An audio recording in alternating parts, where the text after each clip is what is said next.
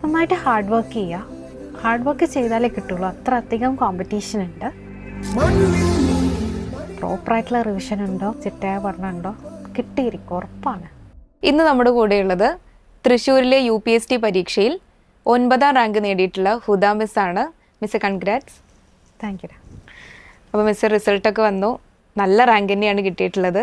ആ ഒരു റിസൾട്ട് നോക്കുന്ന സമയത്ത് എന്തായിരുന്നു ഫീല്? ആദ്യത്തിൽ വരും എന്നുള്ളൊരു ചെറിയൊരു പ്രതീക്ഷയൊക്കെ ഉണ്ടായിരുന്നു. പക്ഷെ എത്രയാവും എന്നുള്ളതിൽ തുടക്കത്തിൽ ഫസ്റ്റ് പേജിൽ തന്നെ കണ്ടപ്പോൾ ഭയങ്കര സന്തോഷം തോന്നി. മിസ് തന്നെയാണോ റിസൾട്ട് നോക്കിയത്? അല്ല, ആ സമയത്ത് എൻ്റെ വീട്ടിലെ വൈഫൈക്ക് എന്തോ ഒരു ചെറിയ അപാകത പറ്റി ഫ്രണ്ട്സ് ഇങ്ങനെ മെസ്സേജ് അയക്കുക ചെയ്തത്, കൺഗ്രാറ്റ്സ് എന്ന് പറഞ്ഞിട്ട്. അങ്ങനെയാണ് റാങ്ക് കിട്ടിയത് തന്നെ അറിയുന്നത്. ഓക്കെ. എക്സാം എഴുതി കഴിഞ്ഞ ഒരു സമയത്ത് ഈ ഒരു ഇങ്ങനെ ഒരു 10ന്റെ ഉള്ളിലുള്ള റാങ്ക് പ്രതീക്ഷിച്ചിരുന്നോ? ഏറെക്കുറെയൊക്കെ ആദ്യത്തിൽ വരുമെന്ന് പ്രതീക്ഷിച്ചിരുന്നു. ഒരു ഫസ്റ്റിൽ തന്നെ ഉണ്ടാവും എന്നുള്ളത് നമുക്ക് നമ്മുടെ മാർക്ക് അപ്പം തന്നെ നമ്മൾ അനലൈസ് ചെയ്ത് വെക്കുമല്ലോ. നമ്മൾ തുടക്കത്തിൽ ഉണ്ടാവും എന്നുള്ളൊരു പ്രതീക്ഷ ഉണ്ടായിരുന്നു. പക്ഷെ നമുക്കത് ഉറപ്പ് പറയാൻ പറ്റില്ല. കാരണം എല്ലാവരുടെ മാർക്കും നമുക്കറിയില്ലല്ലോ, എത്ര കണ്ട് കോമ്പറ്റീഷൻ ഉണ്ട് എന്ന് നമുക്ക് മനസ്സിലാവില്ലല്ലോ. അങ്ങനത്തെ ഒരു ചെറിയൊരു പ്രശ്നം ഉണ്ടായിരുന്നു. എന്നാലും കട്ട് ഓഫ് വരുമ്പോൾ ആ ഷോർട്ട് ലിസ്റ്റ് വരുന്നത് വരെ നമുക്കൊരു ടെൻഷനാണ്. ഷോർട്ട് ലിസ്റ്റ് വന്നു കഴിയുമ്പോൾ നമുക്കറിയാം ആ ഷോർട്ട് ലിസ്റ്റിനേക്കാൾ നമ്മളുടെ മാർക്ക് എത്ര മുന്നിലാണ് എന്നുള്ളതുകൊണ്ട് ഒരു പ്രതീക്ഷ ഉണ്ടായിരുന്നു. പക്ഷെ നമുക്കൊന്നും ഉറപ്പിക്കാൻ പറ്റില്ല. മെയിൻ ലിസ്റ്റ് വരുമ്പോൾ തന്നെ നമുക്കെല്ലാം മനസ്സിലാവുള്ളൂ. ഈ UP ആദ്യത്തെ അറ്റംപ്റ്റ് ആണോ അതോ മുൻപ് എക്സാം എഴുതിയിരുന്നോ? ഫസ്റ്റ് അറ്റംപ്റ്റ് ആണ്. ഓക്കെ. മുന്നേ ഇതല്ലാതെ വേറെ PSC എക്സാംസ് എഴുതിയിട്ടുണ്ടോ? ഇപ്പോൾ കറൻ്റ്ലി HSST പ്രിപ്പയർ ചെയ്യുന്നുണ്ട്. ഒരു എക്സാം പഠിച്ച് ചെയ്തിട്ടുള്ള HSST സീനിയർ എഴുതി വെച്ചിട്ടുണ്ട്. അത് ലിസ്റ്റിലുണ്ട്, പക്ഷെ നിയമനമൊന്നും ഉണ്ടാവില്ല. അത് ഒരു ചെറിയ ലിസ്റ്റാണ്. എക്സാം പ്രിപ്പറേഷൻ്റെ സമയത്ത് എങ്ങനെയായിരുന്നു മിസ് പഠിച്ചുകൊണ്ടിരുന്നത് സ്ട്രാറ്റജിയൊക്കെ? അന്നന്ന് എടുക്കുന്നത് പ്രോപ്പറായിട്ട് പഠിച്ചിരുന്നു. അത് പഠിക്കുക, അത് നല്ല വൃത്തിക്ക് പഠിച്ചിരുന്നു. പിന്നെ ഓരോ SCRT ഞാൻ SCRT പഠിച്ചിട്ടുള്ളത് നോട്ടാക്കി വെച്ചിട്ട് ഞാൻ SCRT പഠിച്ചിട്ടുണ്ട്. ഓരോ ചാപ്റ്ററും, അതായത് 5ാം ക്ലാസ് തൊട്ടുള്ള SCRT ഞാൻ പഠിച്ചു തീർത്തിട്ടുണ്ടായിരുന്നു. അപ്പോൾ സയൻസ് ആണെങ്കിലും സയൻസും സോഷ്യലും അങ്ങനെ കലക്കി കുടിക്കുക എന്നൊക്കെ നമ്മൾ പറയില്ലേ, അങ്ങനെ പഠിച്ചിട്ടുണ്ടായിരുന്നു. അത് പഠിക്കുക മാത്രമല്ല, ഓരോ വീക്കെൻഡും, അതായത് നമുക്ക് വീക്കെൻഡിൽ എക്സാം ഉണ്ടാവും. ഒരു വെള്ളിയാഴ്ച എക്സാം ഉണ്ടാവും. ഞാൻ യൂഷ്വലി വെള്ളിയാഴ്ചത്തെ എക്സാം ഞാൻ അറ്റൻഡ് ചെയ്യുന്നതിന് പകരം ഞാൻ വ്യാഴാഴ്ച വൈകുന്നേരം ക്ലാസ് കഴിഞ്ഞിട്ട് എക്സാം അറ്റൻഡ് ചെയ്യുക ചെയ്തത്. കാരണം അല്ലെങ്കിൽ വെള്ളിയാഴ്ച ഒരു ദിവസം പോകുമല്ലോ. അപ്പം വ്യാഴാഴ്ച ഞാൻ ക്ലാസ്സിൽ വരുന്നതിന് മുന്നായിട്ട് ഞാൻ എന്ത് ചെയ്യും, മുമ്പ് പഠിച്ച് ഇപ്പം ഇന്ന് 5ാം ക്ലാസ്സാണ് ഞാൻ പഠിച്ചത് വെച്ച് കഴിഞ്ഞാൽ ആ 5ാം ക്ലാസ് ഞാൻ റിവിഷൻ കഴിഞ്ഞിട്ടേ ഞാൻ എന്ത് ചെയ്യുള്ളൂ, 5ാം ക്ലാസ് ഞാൻ എഴുതിയ നോട്ട് ഫുള്ള് വായിച്ച് കഴിഞ്ഞിട്ടേ ഞാൻ എക്സാം എഴുതാൻ പോയിട്ടുണ്ടായിരുന്നുള്ളൂ. അങ്ങനെ ഞാൻ 10ാം ക്ലാസ് വരെയുള്ള സയൻസും കംപ്ലീറ്റ് പഠിച്ചിരുന്നു. സോഷ്യൽ സിലബസിലുള്ള ടോപ്പിക്സ് മാത്രം സോഷ്യൽ എടുത്തത്. 7ാം ക്ലാസ് വരെ ഫുള്ള് പഠിച്ചു. 8, 9, 10 സോഷ്യലിൻ്റെ ടോപ്പിക്സ് സോഷ്യൽ ഞാൻ സയൻസ് സബ്ജക്റ്റ് ആയതുകൊണ്ട് എനിക്ക് അത്ര എൻ്റെ ഒരു വീക്ക്നെസ് ആണെന്ന് പറയാം. സോഷ്യൽ എനിക്ക് അത്ര പിടുത്തമില്ല. അതുകൊണ്ട് ഞാൻ സോഷ്യൽ സിലബസിൽ വേണ്ട ടോപ്പിക്സ് മാത്രമേ പഠിച്ചിട്ടുണ്ടായിരുന്നുള്ളൂ. എയ്സിലെ ഫ്രണ്ട്സ് ഇപ്പോൾ നമുക്ക് പറയുകയാണെങ്കിൽ എൻ്റെ ഫ്രണ്ട് ഭവിത ഉണ്ട്. ഞങ്ങൾ രണ്ടുപേരും ഒരുമിച്ചാണ് പഠിച്ചിരുന്നത്. അതായത് അവൾക്ക് നല്ല റാങ്ക് ഉണ്ട് കേട്ടോ, 2 ഡിജിറ്റ് റാങ്ക് ഉണ്ട് ആൾക്ക്. അപ്പോൾ നമ്മൾ ഒരുമിച്ച് പഠിക്കുക എന്ന് വെച്ച് കഴിഞ്ഞാൽ ഞാൻ പഠിക്കുന്ന എല്ലാ കാര്യവും ഞാൻ അവളെയും കൂടെ പഠിപ്പിച്ചിരുന്നു. അവൾക്കും നല്ല റാങ്ക് ഉണ്ട്. അവൾ പാലക്കാട് ജില്ലയിലാണ്. അപ്പം നമ്മൾ പഠിക്കുന്ന കാര്യം നമ്മൾ മറ്റൊരാൾക്ക് പറഞ്ഞു കൊടുക്കുമ്പോൾ അത് നമ്മളുടെയും കൂടി നമ്മളുള്ള നോളേജ് കോൺക്രീറ്റ് ആക്കി വെക്കുക ചെയ്യുന്നത്.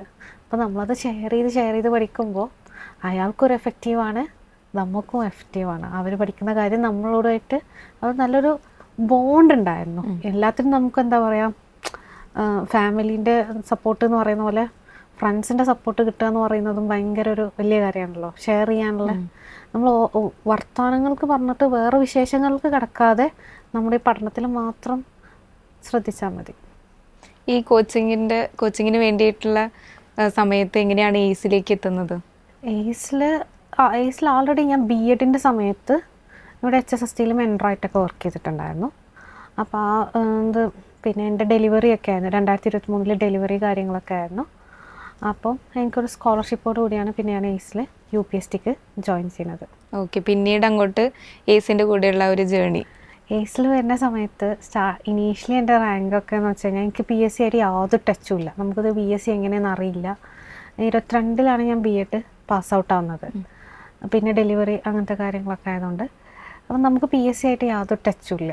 അപ്പം ഇനീഷ്യലി എൻ്റെയൊക്കെ റാങ്ക് എന്ന് വെച്ച് കഴിഞ്ഞാൽ ഞാൻ ഗ്രാഫ് വരക്കുമായിരുന്നു കേട്ടോ. അതായത് ആദ്യം കിട്ടുന്ന മാർക്ക് എത്രയാണ്, നമ്മുടെ ഇവിടെ എല്ലാ ഒരു വീക്കെൻഡിൽ എക്സാം നടക്കുമല്ലോ, ആ എക്സാമിൻ്റെയൊക്കെ മാർക്ക് വെച്ചിട്ട് ഇനീഷ്യലി വളരെ കുറവ് മാർക്കായിരുന്നു. പിന്നെ അതെനിക്കിപ്പോൾ ഓർമ്മയുണ്ട്, ഈ ഒരു 6 മാസം ആയപ്പോഴേക്കും ഞാനത് 100-ൽ 90 മാർക്ക് വരെ വാങ്ങിയിട്ടുണ്ടായിരുന്നു. ആ ഗ്രാഫ് ഇങ്ങനെ കയറി പോകുന്നുണ്ടായിരുന്നു.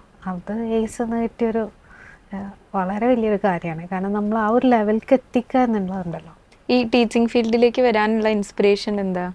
ചെറിയ കുട്ടിയാകുമ്പോൾ തന്നെ ക്ലാസ് ഉള്ളവർക്ക് ക്ലാസ് എടുത്ത് കൊടുക്കുമായിരുന്നു. ഇപ്പോൾ ഏസിലാണെങ്കിലും ഞാൻ പറഞ്ഞല്ലോ ഓൾറെഡി, ഇവിടെയും ഞാൻ ക്ലാസ് എടുക്കാൻ വന്നിട്ടുണ്ട്. ഏസിൽ ഇവിടേക്ക് ക്ലാസ് എടുക്കാൻ വന്നിട്ടുണ്ട്. അതായത് നമ്മൾ പഠിക്കുന്ന സമയത്ത് തന്നെ നമ്മൾ മറ്റുള്ളവരെയും പഠിപ്പിക്കുമായിരുന്നു. അപ്പം അങ്ങനെയാണ് ടീച്ചിങ് ഫീൽഡിലേക്ക് വരുന്നത്.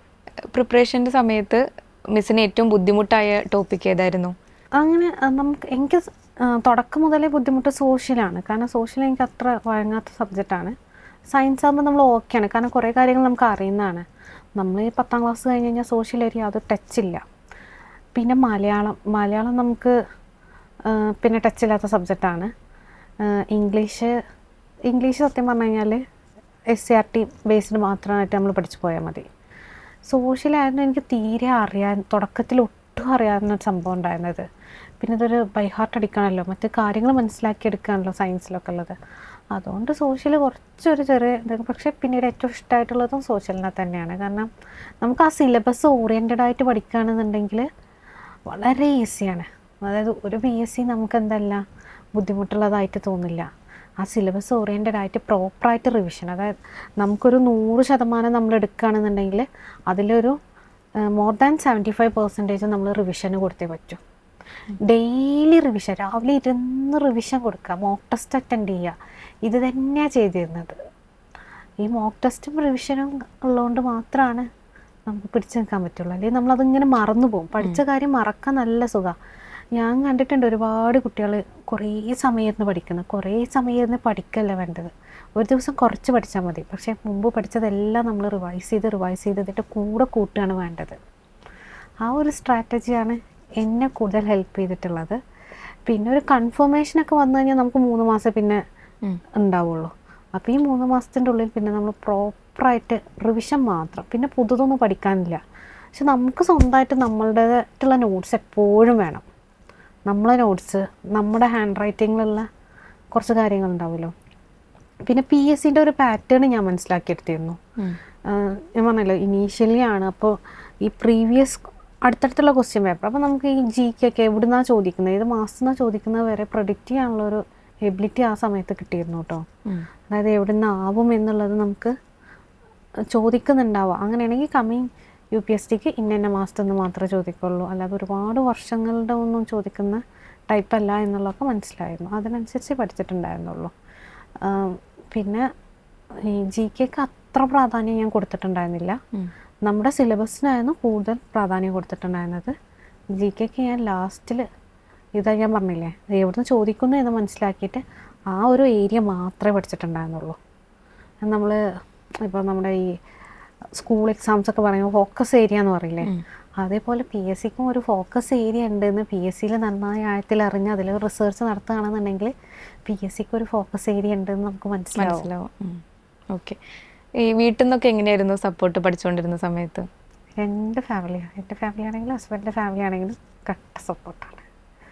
2 വീട്ടിലും നല്ല സപ്പോർട്ടാണ്. ഞാൻ പറഞ്ഞല്ലോ 2023-ലാണ് ഞാൻ മോനെ ഡെലിവറി കഴിയുന്ന സമയമാണ്.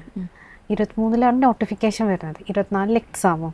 ആ ഒരു സ്റ്റേജ് ഇപ്പോൾ അത്ര വലിയ സുഖമൊന്നും ഉണ്ടാവില്ലല്ലോ. അതായത് ഞാൻ ഫീഡിങ് മമ്മാണ്, ലാക്ടേറ്റിംഗ് ആണ്. അവനെ വെച്ചിട്ട് വേണം എനിക്ക് പഠിക്കാൻ. നന്നായിട്ട് എല്ലാവരും ഭാഗത്തുനിന്നും നല്ല സപ്പോർട്ടുണ്ടായിരുന്നു.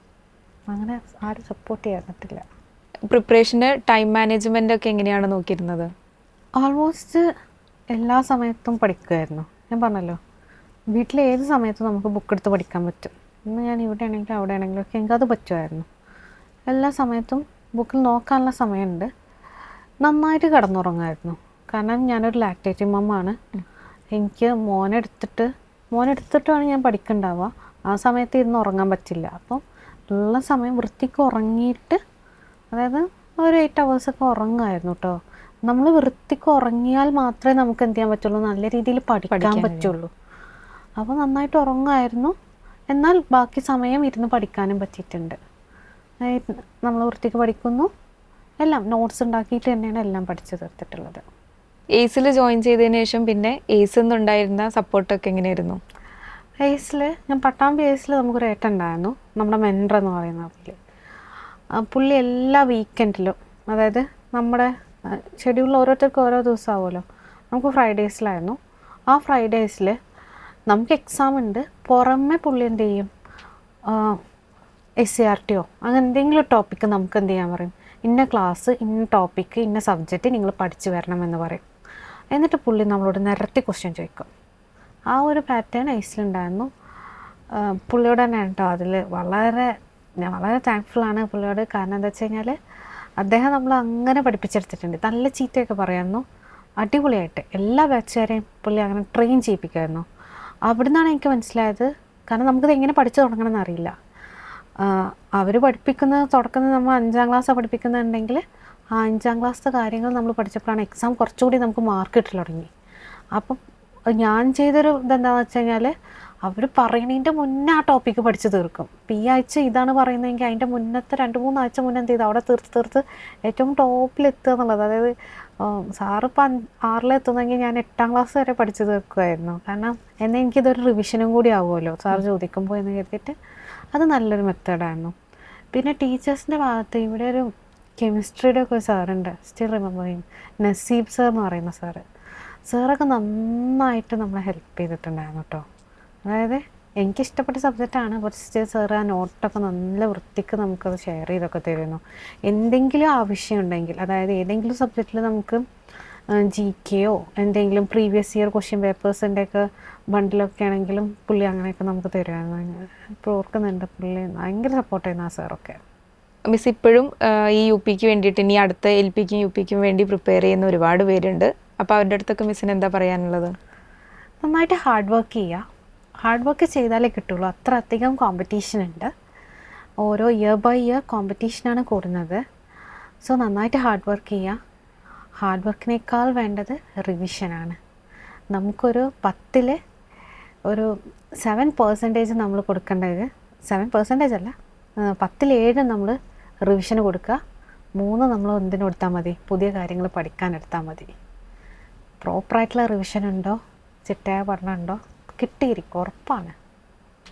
അത് നമ്മൾ ഫസ്റ്റ് അറ്റംപ്റ്റ് ആണെങ്കിലും അത് കിട്ടിയിരിക്കും. മിസ്സിനപ്പോൾ നല്ലൊരു റാങ്കാണ് കിട്ടിയിട്ടുള്ളത്. എത്രയും പെട്ടെന്ന് തന്നെ ജോലി കിട്ടട്ടെ. അപ്പോൾ മിസ്സിൻ്റെ സർവീസിൽ നല്ല അനുഭവങ്ങൾ ഉണ്ടാവട്ടെ. All the best. Thank you.